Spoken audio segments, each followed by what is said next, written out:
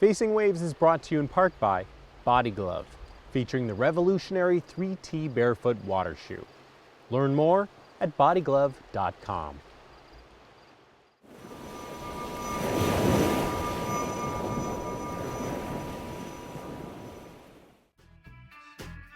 Welcome back to Facing Waves.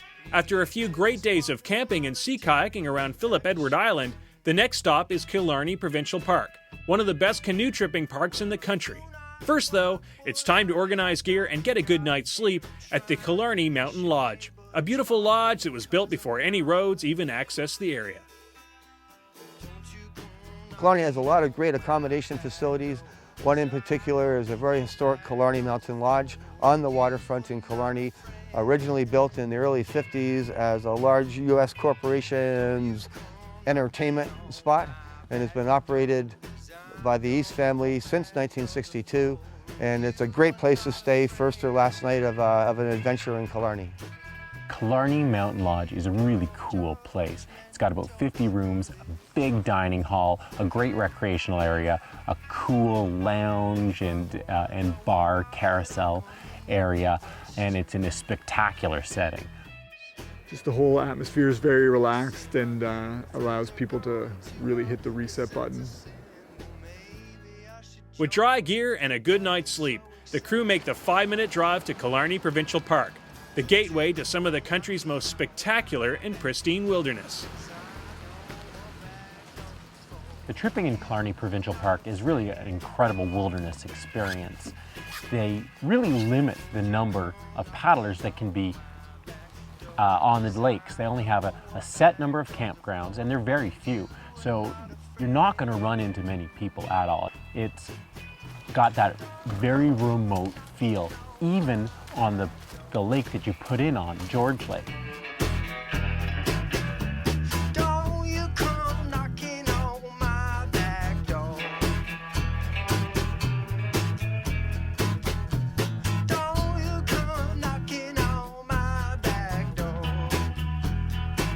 Our goal was to paddle up into Killarney Lake, which required doing a few portages.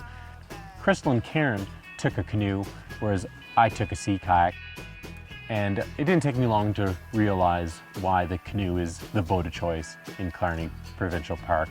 It's the portages. The kayak does fantastic through the long lakes, but you get to the portages, it sure is nice to throw a canoe with a comfortable yoke on your shoulders than to throw a sea kayak. Even a beautiful, glass, light, Current Designs kayak is still, when you're carrying it for 500 meters, you're not looking forward to having to do it on the way home.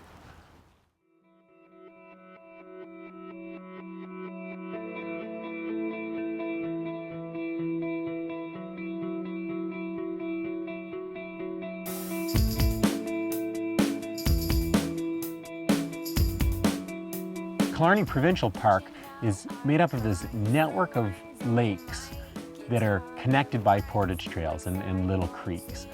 It provides one of the coolest canoe tripping experiences because you can go literally for miles and miles into the wilderness, nothing around you. You can get to lakes that you may have only seen a couple of people that whole year. The scenery is just absolutely amazing. Like you can check out the pictures on the internet and everything else, but to be there and see it, and the cliffs even at George Lake, right by the main campground, are just phenomenal. To get up in the morning and wander down to the beach and see that first thing. And it's good for families. It's good for hardcore backpackers. It's good for the canoer trippers that want to get out there and do the big trips. And it's just got something for everyone, and it's just so beautiful. When you're paddling through Killarney Park, you end up seeing all sorts of different terrain.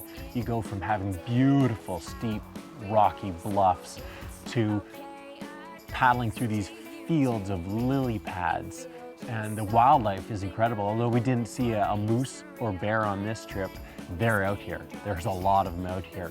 And you have tons of beavers. I've never seen so many beaver lodges in my life. Any way you can get into this park and see more of this park is worth doing. It is one of the world's top wilderness destinations.